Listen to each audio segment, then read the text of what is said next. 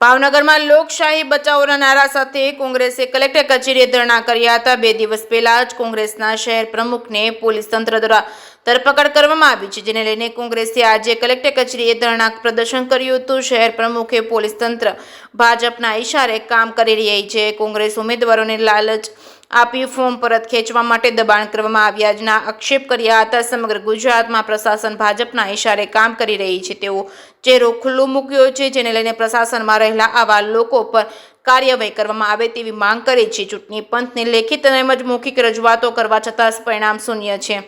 જે સિંહ ગુજરાતી સાથે હિરેન ભાયાણી, ભાવનગર। લાલબા, શું કહેશો? લોકશાહી બચાવો ધરણાનો કાર્યક્રમ છે। લોકશાહી બચાવો ધરણા કાર્યક્રમ અંતર્ગત આ સ્થાનિક સ્વરાજની જે ચૂંટણી ચાલી રહી છે તેમાં લોકશાહીના મૂલ્યોનું એકદમ તમે કહેવાય ને કે લોકશાહીના મૂલ્યોને હાવ નેવે પર મૂકી દીધા એવી રીતે અત્યારે ચૂંટણી પંચ અને સરકારી તંત્ર ઉપયોગ કરી રહી છે। ભારતીય જનતા પાર્ટીના ઇશારે પોલીસ તંત્ર હોય કે પોલીસના અધિકારીઓ હોય, કોંગ્રેસ પક્ષના ઉમેદવારોના ફોર્મ પાછા ખેંચાવા, એમને ધાક ધમકી આપી એવા અને ખોટી એફઆઈઆરો કરવી એવા અત્યારે બનાવો સમગ્ર ગુજરાત રાજ્યની અંદર બની રહ્યા છે। ત્યારે આ સરેઆમ લોકશાહીનું ખૂન થઈ રહ્યું એવું ચોખ્ખું દેખાય છે।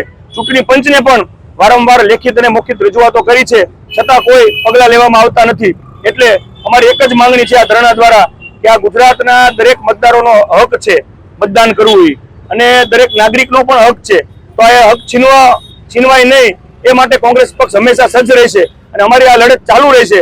અને આવા અધિકારીઓ અને આવા જે પણ પોલીસ કર્મચારીઓ છે, પોલીસ અધિકારીઓ છે, એના ઉપર પગલાં ન લેવાય ત્યાં સુધી અમે આવા કાર્યક્રમો આપતા રહીશું।